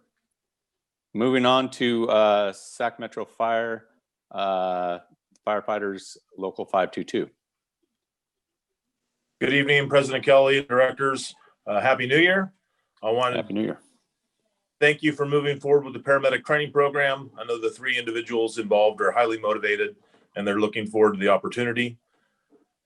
I also want to congratulate the new promotees and the retirees. I'll piggyback on Chief Harms' report on that and extend my condolences to the families of those that have been lost the last month.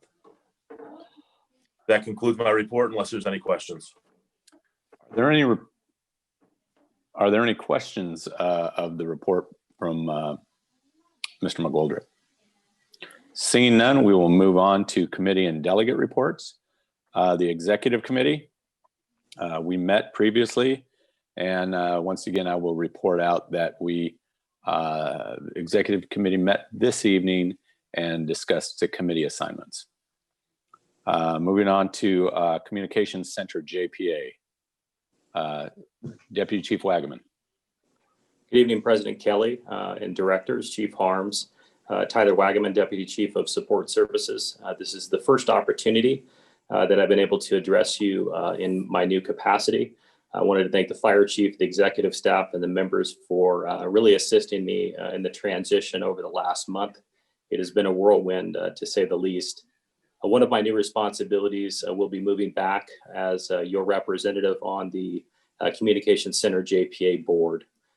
We did meet on January 12th. During that board meeting, we did elect a new board chair. We re-elected the board chair, which is Deputy Chief Chris Costamani, City of Sacramento. I will be serving as the co-chair. Chief Chad Wilson will be representing Folsom Fire as primary, as well as Chief Troy Bear will be representing Consumnes Fire on the board. Again, those are all primary positions. Briefly spoken at the last board meeting, Assistant Chief Ty Bailey has transitioned into the Communications Center as their new executive director.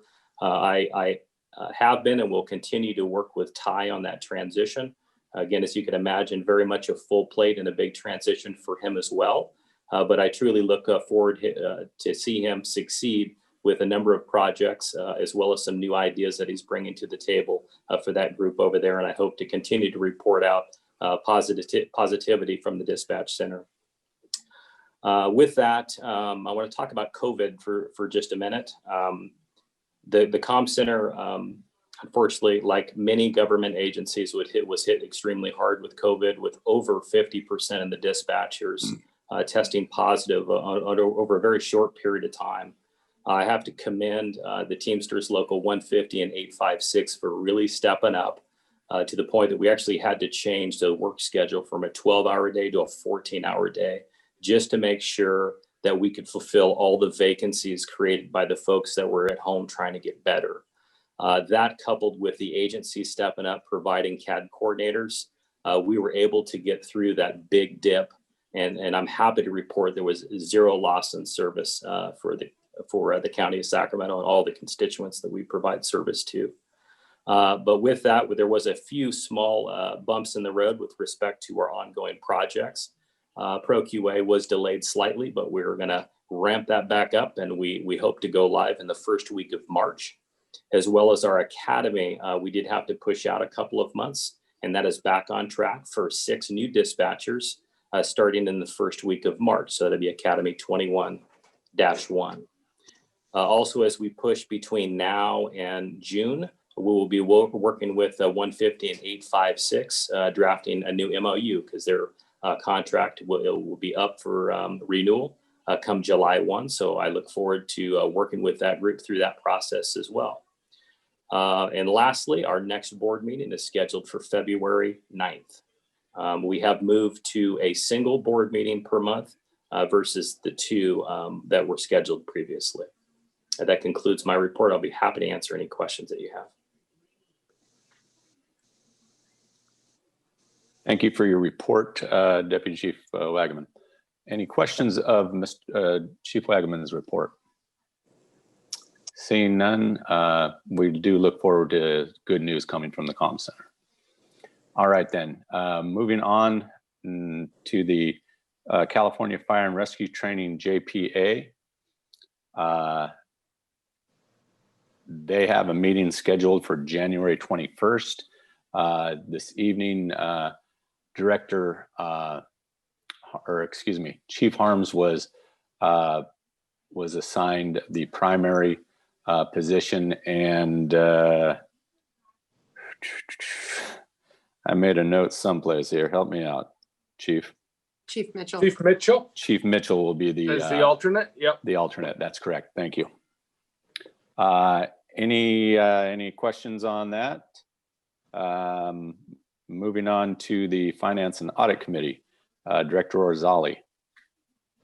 The Finance and Audit Committee has not met. Their next scheduled meeting is the 11th of February, and I'd like to say we look forward to that. That would be semi-true, but it will be the 11th of February.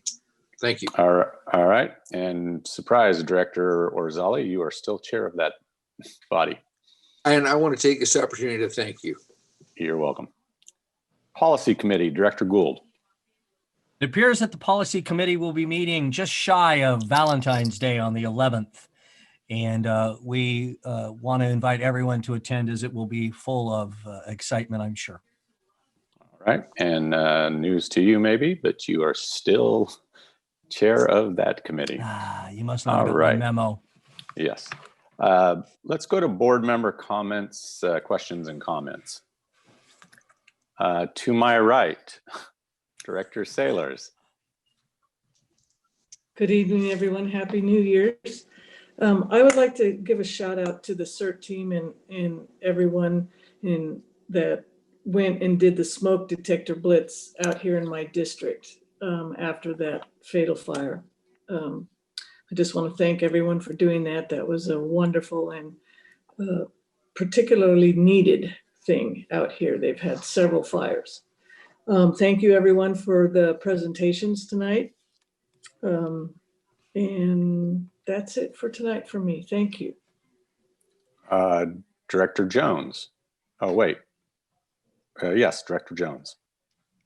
Okay, thank you, Mr. President. According to chronological order on my notes, I'd like to thank Joe Pick as well as Mr. Warren for their comments at the opening of our session. Thank you very much. It is always appreciated, and our participation is really valued. Thank you. Terrific on the smoke detector push. Wow. I'm sorry it has to come out of a negative outcome, but there's probably 1,000 times more awareness now. So thank you to everyone doing that. I'm very proud that Metro's response with the involved with the COVID crisis, response to this COVID crisis, both the testing of folks in congregate living situations, as well as lining up to help out with the vaccine administration. And of course, to keep almost all of our companies open and responding to our constituents' needs. Terrific on the consolidating records. That's often not a very sexy thing, but my gosh, that's huge. That will so move us into much more streamlined resource and being able to use the information that we have. And finally, hooray for UASI and those thermal imaging devices. That's just good news on the ground. Thank you. Indeed. All right. And Director Sailors, I apologize. I should not have begun with you. You are part of the executive committee, and I should have bypassed you. Anyhow, looking at this, Director Orzali. Oh, no. Just briefly, I wanted to congratulate the department on the thermal imaging cameras, and that's a fantastic project. And I want to express my appreciation to Sue Frost for her support. She was the first person to step up and purchase 2 of those for the district, and I'm grateful to her for that. Next, I want to express my appreciation to Mr. Warren for his contribution. He is dedicated to the benefit of Metro Fire, and I appreciate his trying to support us.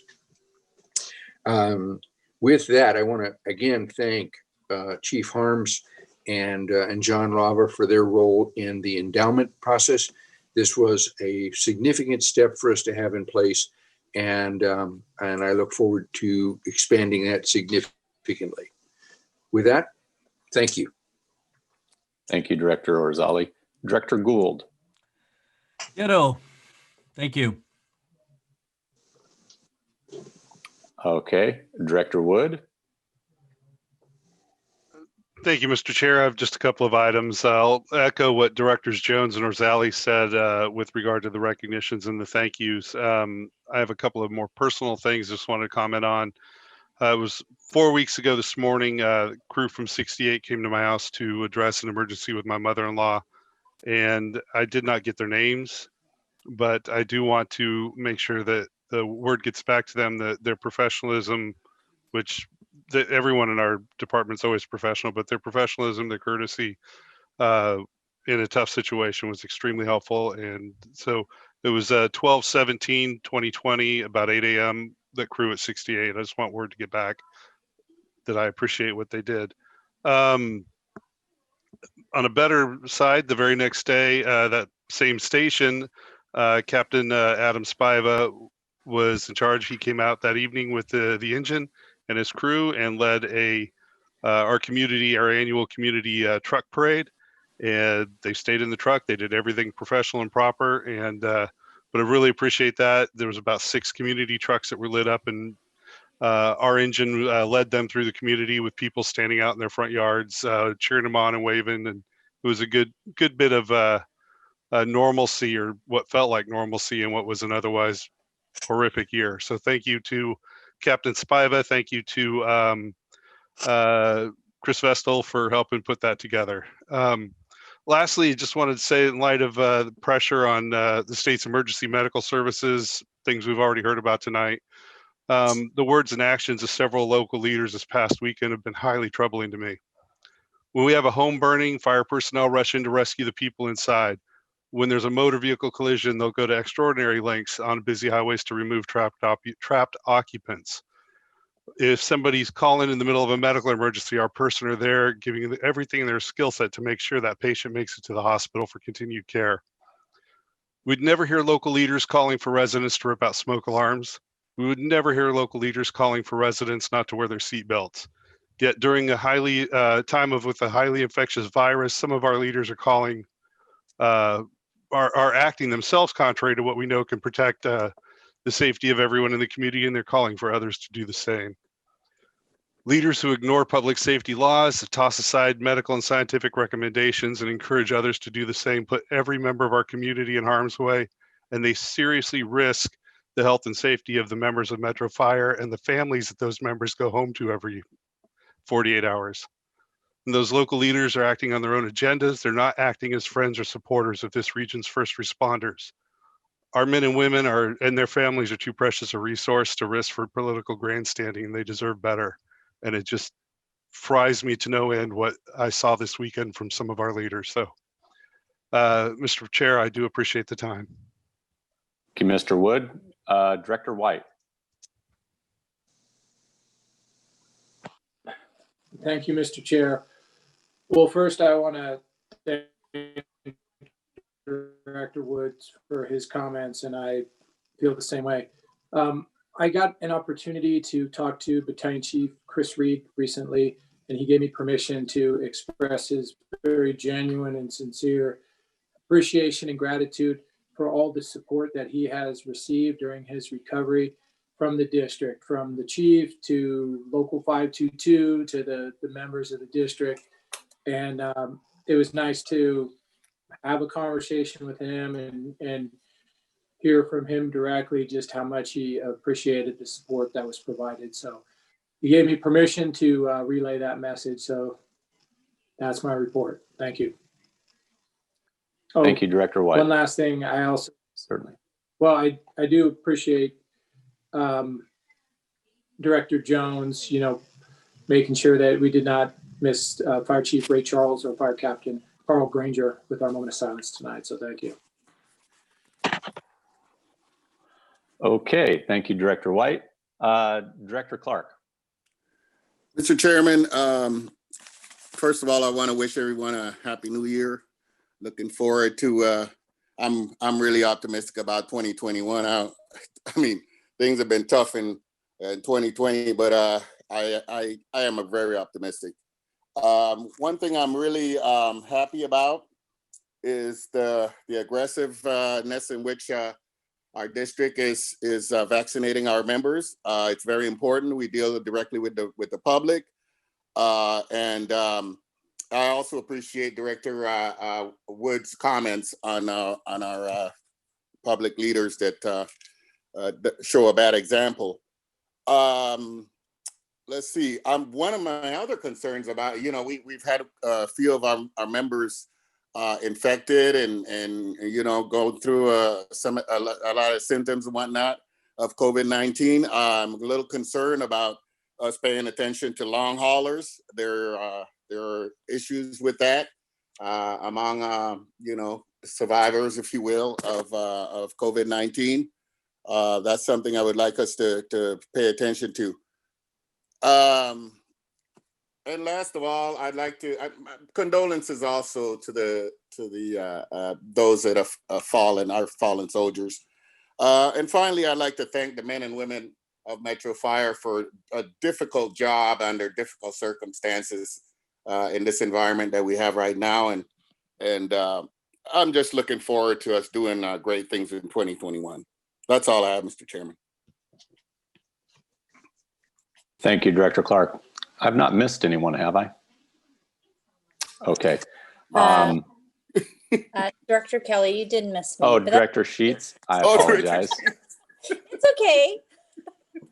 I don't have much to say, but I did want to thank everybody for their presentations tonight. And I did want to reiterate how important I think the paramedic program is. I do want to echo Director Clark's sentiments for our vaccination program for our members. I think it's extremely important for our members to not only protect themselves, but to protect the public.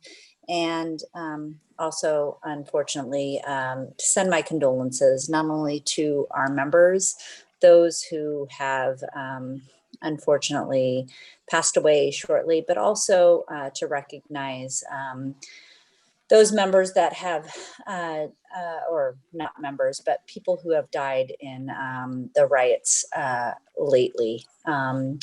In our Sacramento region, we are also facing some riots, and it is affecting our hospital. And I pray and I hope that things are going to be peaceful on next week on January 20th. Yep. It's a scary time right now, and I truly pray, and I hope that next week is going to be peaceful, especially for the hospital, for our members who are going to be out there protecting the public, but also our hospitals who are going to be serving the public as well. And that's all I have. Thank you, sir. Thank you, Director Sheets, and I do apologize for overlooking you. No problem. At this time, I have no real comments to make other than thank you for allowing me to be chair of this organization once more time. For a moment of silence this evening, I've got the names for, we had a community emergency response team member named Don Olson. I've learned about Mr. Olson, and he was not your average member. We've got Forrest Adams, who was with City Fire. We've got former Chief Ray Charles. I knew Mr. Charles. And we've got a Captain Carl Granger from Sacramento City Fire. Stand a moment of silence for the dearly departed, and then we will adjourn the meeting.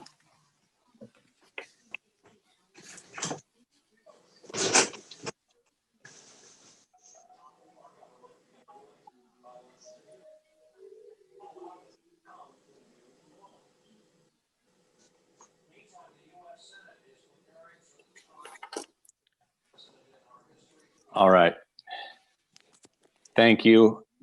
Board Clerk Pania, are there any special instructions for our closed session, or will some members just drop off? Some people just drop off. So we will move into closed session now, and those instructions were emailed to Oh, that's those right. That's right. attendants. Okay. We will come back into our regular session for a report out from John Lavra. From closed session, correct. See you in closed session.